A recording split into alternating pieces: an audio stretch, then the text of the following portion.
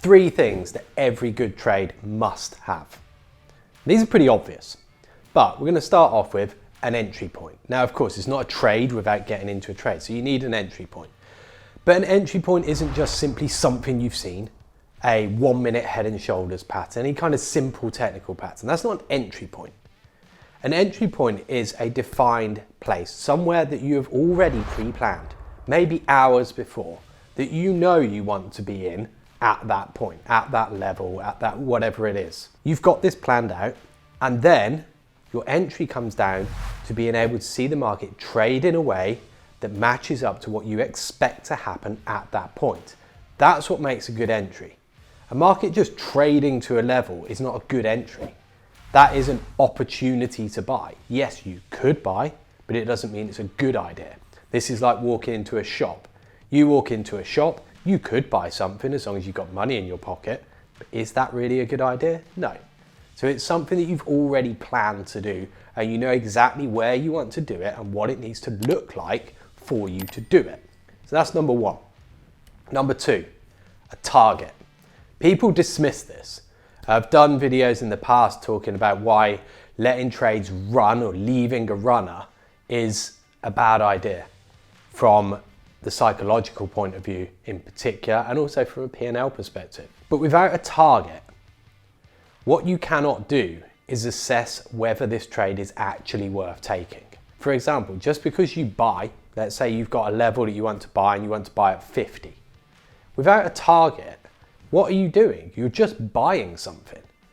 And so without an objective as to where that's going to go, you can't assess whether this trade has any value to it. You know, what are you actually going to get for buying this? So the target serves as a point, not just simply to say, right, I think the market can go here, but it defines the value of the trade. Let's say you buy at 50 and your target is 70, it's worth 20 ticks.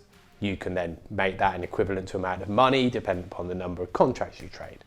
But by having 20 ticks as your target, you've now got a price or a value that you can put on that trade. And that's crucial because now you can also, when you get those 20 ticks, get out of the trade, dust your hands of it and be very happy that you know what you've done? You've achieved exactly what you wanted to achieve.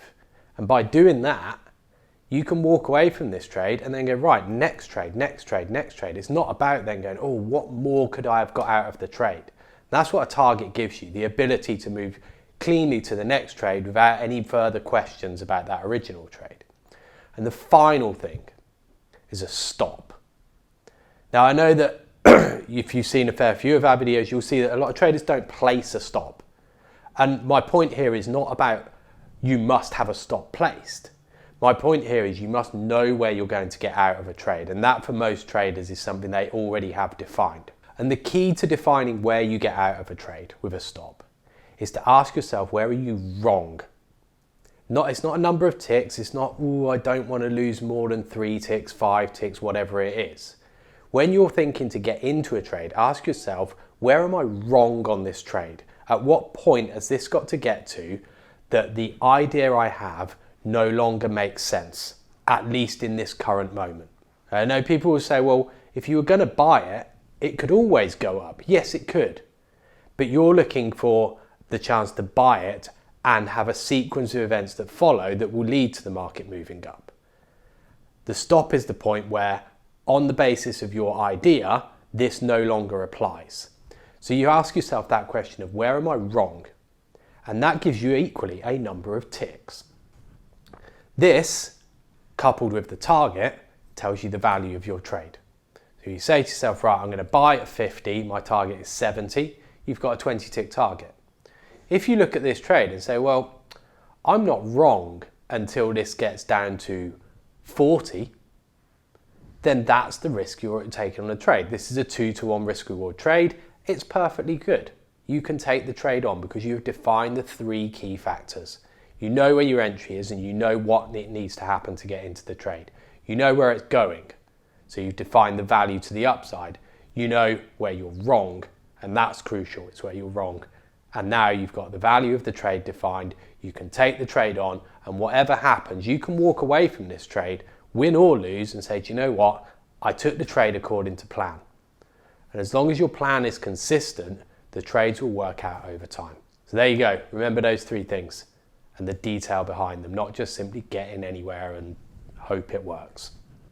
I'll leave you that one, guys. If you want to see more on how we go about doing things, click on the link below. Also, click subscribe, click on the notifications, or we'll be coming at you with more videos about how to execute trades in the future. See you then.